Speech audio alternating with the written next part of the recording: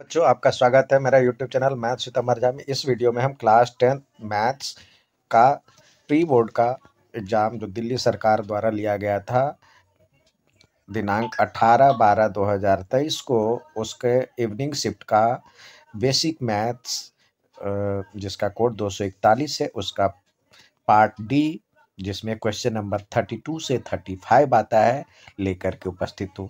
ये जो वीडियो में आप जो सवाल देखेंगे, ये 5 मार्क्स वाले सवाल है। सवाल है 32वां। From a top of 7 meter high building, the angle of elevation of top of a cable tower is 60 degree and angle of depression of its foot is 45 degree. Determine the height of tower. यानी एक building है 7 metre जिसकी ऊंचाई है। तो कुछ इस तरह से फिगर देखिए, पहले फिगर यदि आप बना लेते हैं तो सॉल्व करना आसान हो जाएगा। तो सबसे पहले एक बिल्डिंग है और एक केबल टावर है।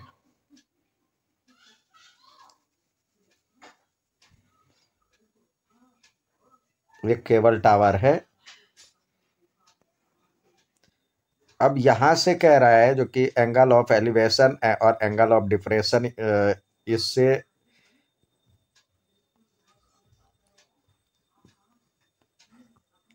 ये इस तरह बना। यानी पहले ये 7 मीटर दिया हुआ है हाइट, और एंगल ऑफ एलिवेशन यानी ऊपर की ओर जो एंगल बना है वो बना है। आपको पहले ये एलिवेशन दिया हुआ है 60 डिग्री, और एंगल ऑफ डिप्रेशन यानी ये एंगल दिया हुआ है 45 डिग्री।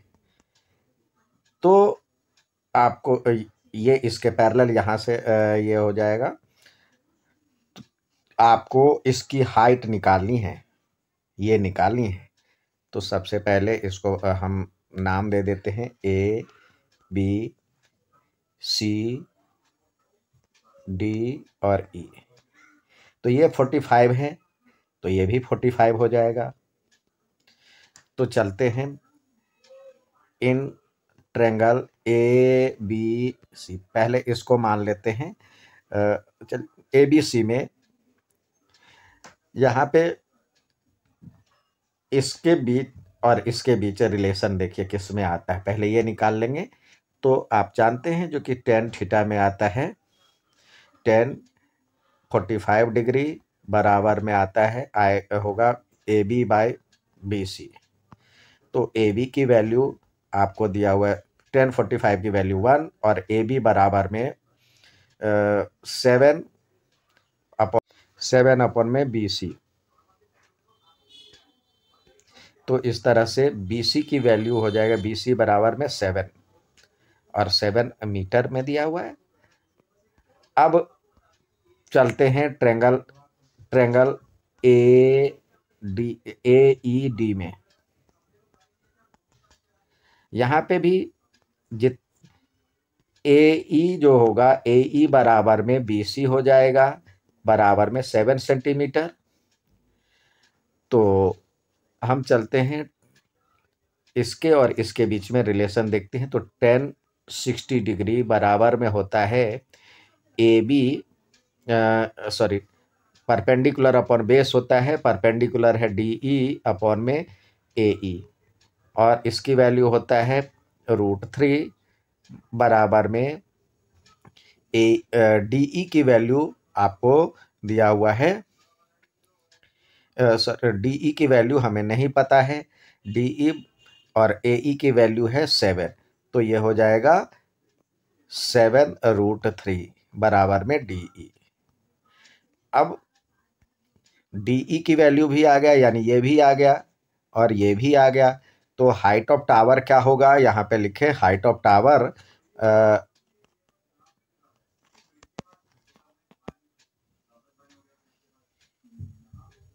हाइट ऑफ टावर जो हो जाएगा सी ई प्लस ई डी, और सी ई इसके बराबर है A B plus E D. तो ए बी की वैल्यू तो है यहाँ पे 7, और इसकी वैल्यू आपको आपने निकाला है 7√3। तो इस तरह से,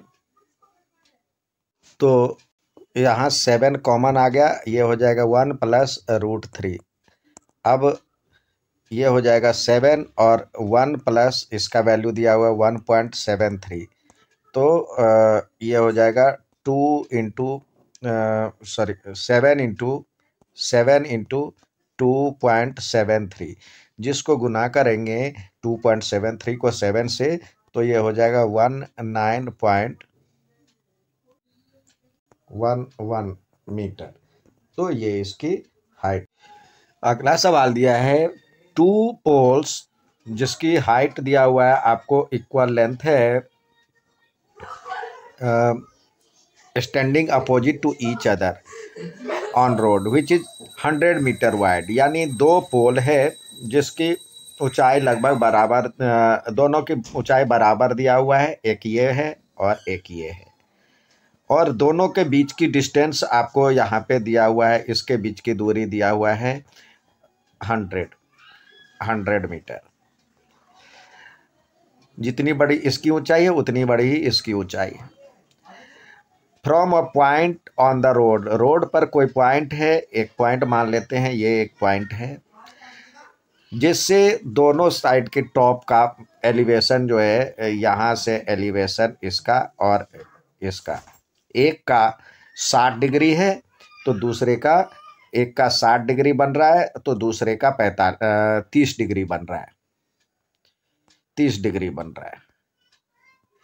तो आपको ये हाइट ज्ञात करना है। तो पहले मान लेते हैं इसकी दूरी यहाँ से यहाँ तक x है, और तो दूसरा क्या हो जाएगा, ये हो जाएगा 100 - x।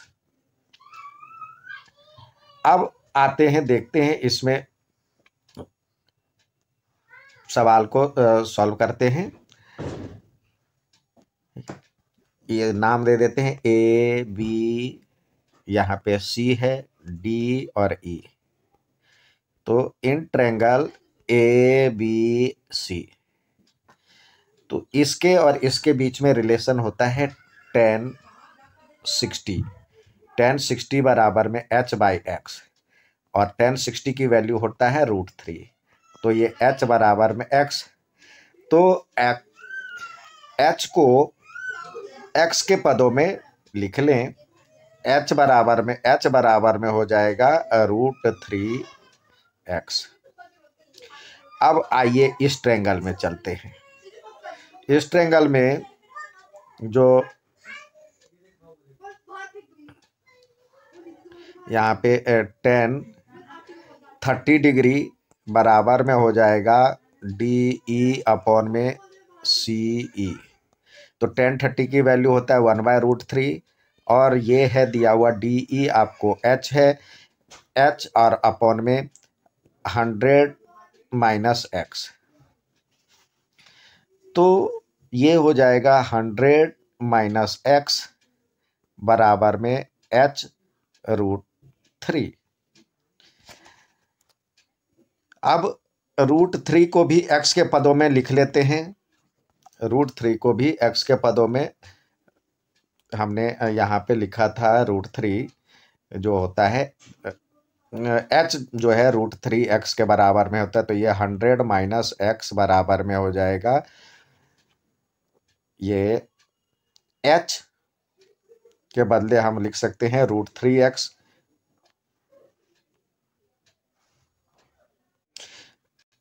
यहाँ पे इसके बदले हम लिख सकते हैं h के बदले √3x और इंटू h, मतलब इंटू √3 हो जाएगा ये। तो इस तरह से हमारा हो जाएगा 3x।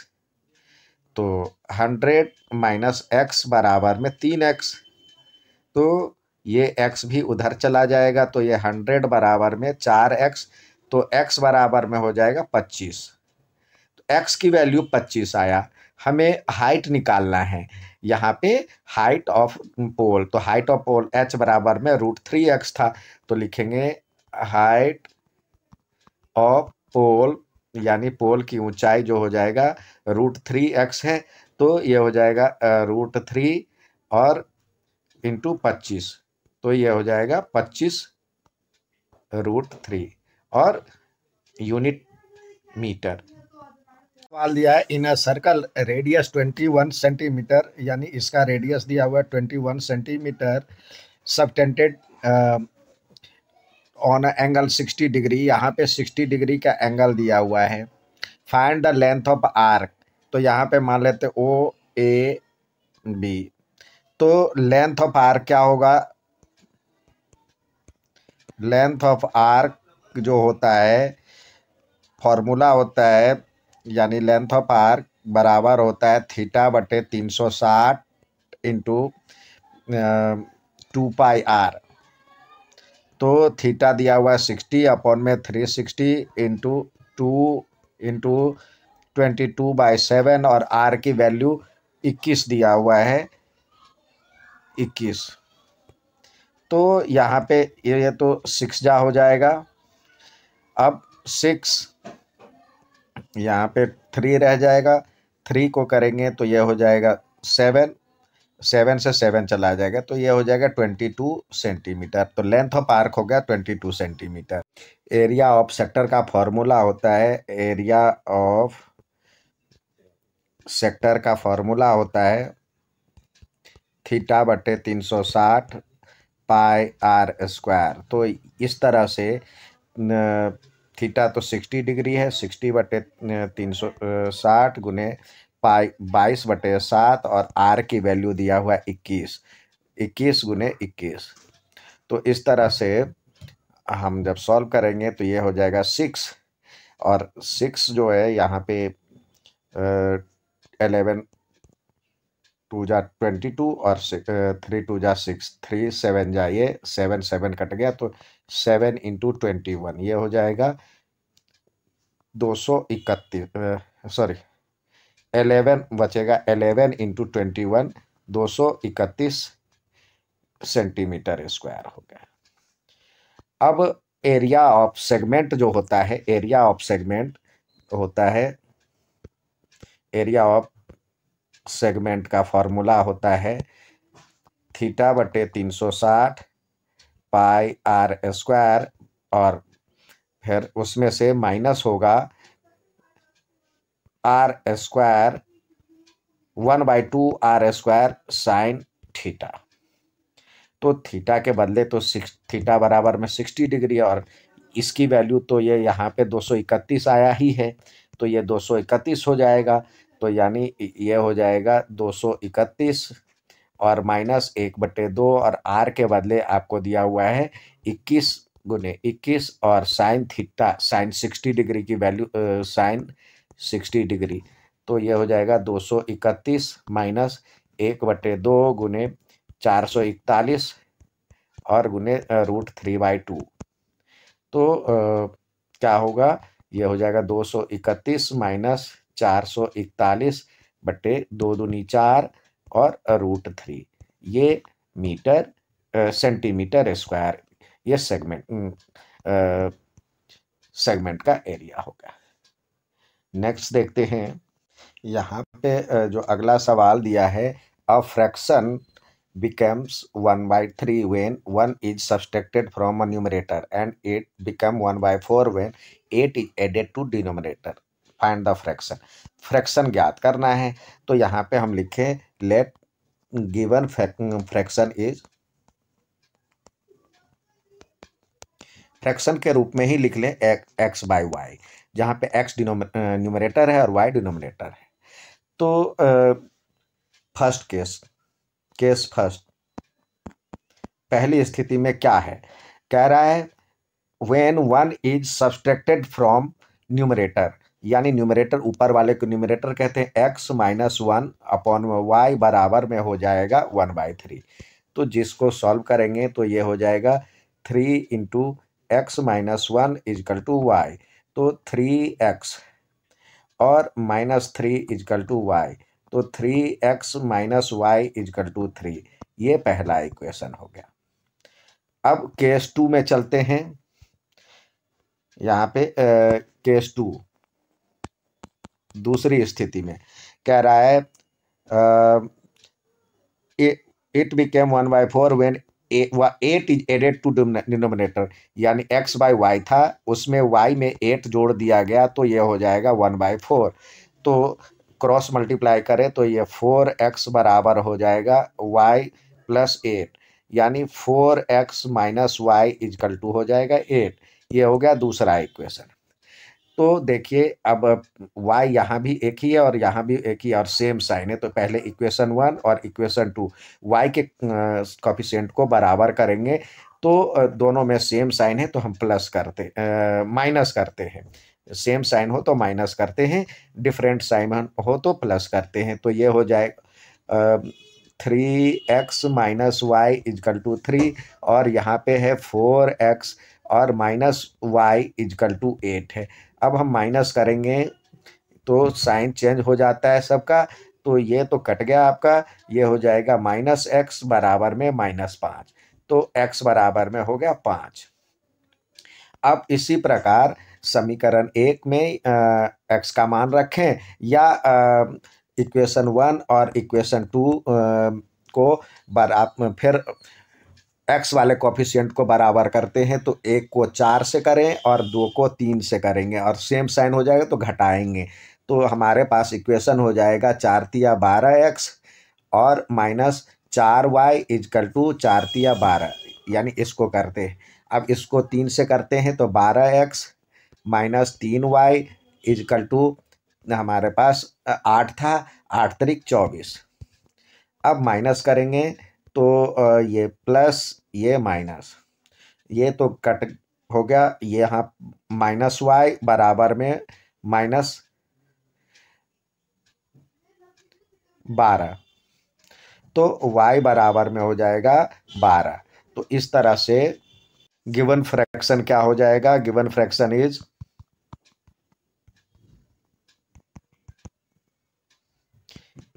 x/y था तो 5/12 आंसर। नेक्स्ट सवाल देखते हैं।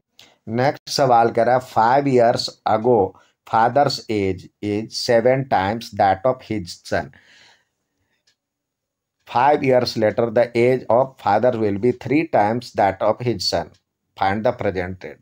तो यहाँ पे कुछ नहीं, तो सबसे पहले आप जो दिया हुआ है उसी की तरह माना कि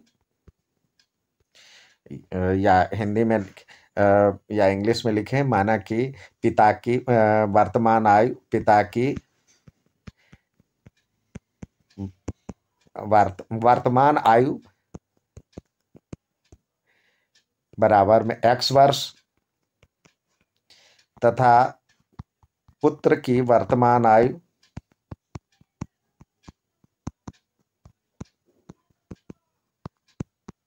y वर्ष है। ये कम से कम लिख लेंगे तो आधा नंबर मिल जाएगा। अब चलिए हम चलते हैं स्थिति की तरफ। यहाँ पे कह रहा है केस फर्स्ट 5 साल पहले 5 years एगो, तो दोनों में 5-5 घट जाएगा। तो कह रहा है फादर्स एज वाज 7 टाइम, तो फादर की एज क्या है, पिता 5 वर्ष पूर्व, 5 वर्ष पूर्व जो पिता की उम्र हो जाएगी x-5 और पुत्र की आयु हो जाएगी y-5। और क्वेश्चन के अकॉर्डिंग कह रहा है ये जो है पिता की उम्र जो है पुत्र की उम्र का 7 गुना ही हो जाएगा। तो यानी यह पुत्र की उम्र था, उसको 7 से मल्टीप्लाई कर दिए, तो इस तरह से हमारा इक्वेशन बन जाएगा x-5 इजकल टू 7y-35। तो x और y को इधर ले आए तो ये हो जाएगा 7y इजकल टू 5, ये इधर माइनस था तो उधर आके प्लस हो जाएगा 5-35, यानी x-7y इजकल टू -30। ये इक्वेशन फर्स्ट हो गया। अब दूसरा कह रहा है 5 years later the age of father will be 3 times of that of his son. 5 वर्ष बाद 5, यानी केस 2 में चले, इधर केस 2 लिख लें, केस 2 5 वर्ष बाद।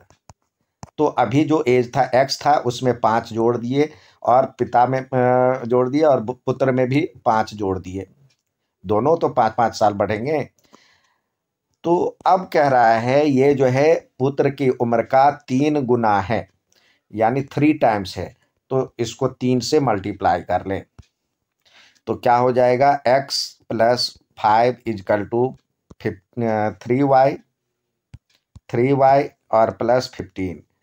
तो इस तरह से x minus 3y is equal to हो जाएगा, ये उधर आकर के सब्सट्रैक्ट हो जाएगा। तो -5 + 15, तो x minus 3y is equal to हो जाएगा 15 में से 5 गया तो 10। ये इक्वेशन 2 हो गया। अब देखिए इक्वेशन 1 और इक्वेशन 2, आपके पास 2 इक्वेशन आ गए। अब इक्वेशन को सॉल्व करना आता है आपको। यहाँ पे देखिए x का कोफिशिएंट कुछ भी नहीं है, तो यहाँ पे इक्वेशन 1 और इक्वेशन 2 लिख लें। दोनों में सेम साइन है, तो यहाँ पे माइनस कर लें। तो ये हो जाएगा x minus 7y is equal to -30, और यहाँ पे x minus 3y is equal to 10। अब माइनस करते हैं तो ये प्लस हो जाएगा, ये भी माइनस हो जाएगा, चिन्ह बदलता है। अब ये तो कट गया, यहाँ पे हो जाएगा -4y, और ये इधर घटाएंगे तो ये हो जाएगा 30 में से 10 गया, ये भी -10 हो जाएगा, तो ये 40 हो जाएगा। तो y बराबर में -40 अपॉन में -4, तो ये कट करके हो जाएगा 10। तो y की वैल्यू आ गया 10। अब चलते हैं x की वैल्यू बराबर हो गया, तो किसी इक्वेशन में रख करके करें या फिर दूसरे को भी बराबर करें, इक्वेशन 1 और इक्वेशन 2। तो यहाँ पे 7 था तो इसको 7 से मल्टीप्लाई करें, इसको यहाँ पे 3 है तो यहाँ पे 3 से। अब देखें दोनों में माइनस है, तो हम क्या करेंगे, सेम साइन है तो माइनस करते हैं। तो हमारे पास अब इक्वेशन हो जाएगा 3x प्लस -21y, इसको मल्टीप्लाई कर रहे हैं तो ये हो जाएगा -90।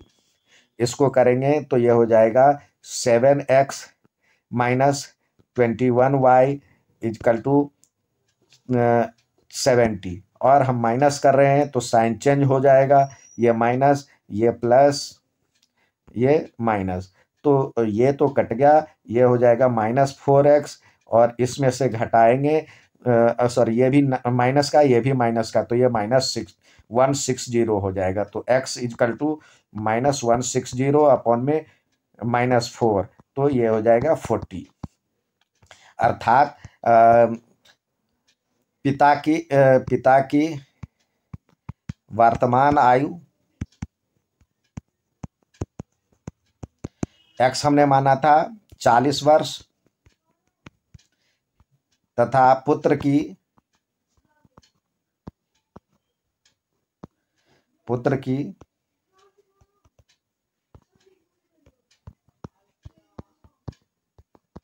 वर्तमान आयु हमने y माना था तो 10 वर्ष हो जाएगा। ये हो गया आंसर। नेक्स्ट सवाल देखते हैं। नेक्स्ट सवाल दिया हुआ, prove that the length of tangent drawn from an external point to a circle are equal. यानी 10.2 थ्योरम, जो बुक का 10.2 थ्योरम है वो दिया हुआ है। तो सबसे पहले आपको जो कोई भी थ्योरम आप बनाते हैं तो थ्योरम के लिए कुछ स्टेप होता है। पहले स्टेटमेंट लिखना होता है जो कि यहाँ पे दिया हुआ है। स्टेटमेंट के बाद में गिवन लिखना होता है। गिवन के बाद में आपको फिगर बनाना होता है। फिर टू प्रूव, फिर उसको बनाने के लिए कंस्ट्रक्शन करते हैं, फिर कंस्ट्रक्शन के बाद में प्रूफ करते हैं। ये स्टेप लिखना होता है। तो सबसे पहले आपको स्टेटमेंट तो दिया ही हुआ है तो लिखने की ज़रूरत नहीं है। अब कह रहा है length of tangent drawn from an external point to a circle are equal. तो सबसे पहले आप यहाँ पे फिगर बनाएं, फिगर बनाते हैं, और फिर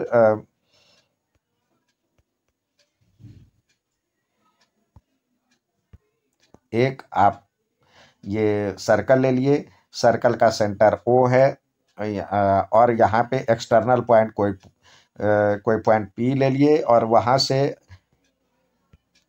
एक tangent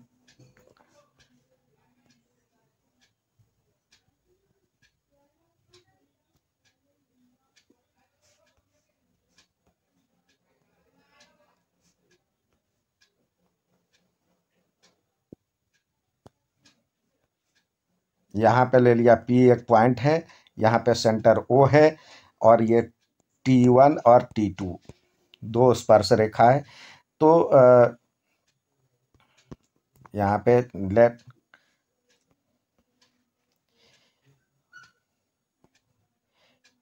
O be the center of circle and PT1 and PT2 are two tangent from external point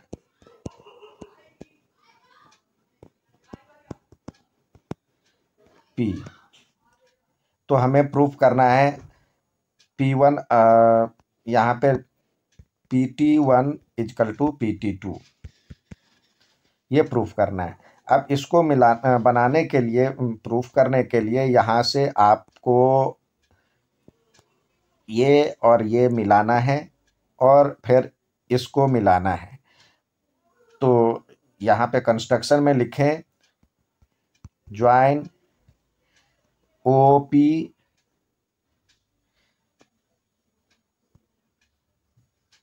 OT T1 and OT2, यानी यहाँ से इसको मिलाया, इसको मिलाया और इसको मिलाया। अब चलते हैं प्रूफ की तरफ चलते हैं। In triangle POT1 and triangle POT2, यहाँ पे देखते हैं OT1 इजकल टू OT2, ये क्या हो गया, ये है रेडियाई ऑफ ए सर्कल, ये रेडियस है। और 10.2 थ्योरम कहता है ये 90 डिग्री होता है, यानी इसको लिखें पहले तो OP equal to OP common हो गया, फिर angle OT1P equal to angle OT2P equal to 90 degree. तो दैट मीन्स ट्रेंगल जो हो जाएगा, ये ट्रेंगल POT1 इज सिमिलर हो जाएगा, कॉन्ग्रुएंट हो जाएगा ट्रेंगल POT2 के, बाय कौन सा rule, right angle hypotenuse and side से, RHS रूल। तो PT1 इजकल टू PT2 हो गया बाय CPCT से।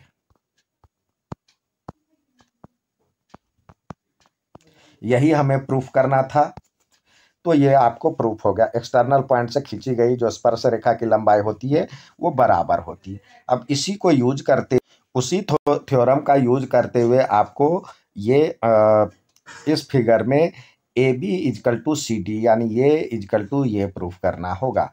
तो देखिए यहाँ पे आप E एक्सटर्नल पॉइंट लेते हैं तो E से इस पे जो लाइन खींची गई है वो बराबर होगी, लिखेंगे EA इजकल टू EC, और इसमें चलते हैं, ये हो जाएगा ED equal to EB, ED equal to EB, ये बाय जो एबव थ्योरम जो हमारे यहाँ पे दिया हुआ था उसी थ्योरम का हमने यूज किया है, यानी एक्सटर्नल पॉइंट से खींची गई जो स्पर्श रेखा की लंबाई बराबर होती है। अब चलते हैं AC, AB बराबर में क्या होगा, AB बराबर में देखिए AB जो होगा ये प्लस ये होगा, यानी इसमें इसमें ए बी में ए ई प्लस ई बी हो जाएगा। अब ए ई किसके बराबर, ए ई को हम ई ए भी लिख सकते हैं, ई ए, तो ये हो जाएगा ई सी के बराबर में, और ई बी किसके बराबर में था, ई डी के बराबर में था। यानी अब देखते हैं ई बी क्या है, सी ई ये रहा, ई सी और ई डी ये रहा, तो इस तरह से क्या हो जाएगा, ये सी डी हो जाएगा। तो यानी A B equal to C D, ये प्रूफ होगा, प्रूव्ड। यही था इसका सवाल। उम्मीद है समझ में आया होगा। अच्छा लगे तो लाइक सब्सक्राइब शेयर जरूर करें। धन्यवाद।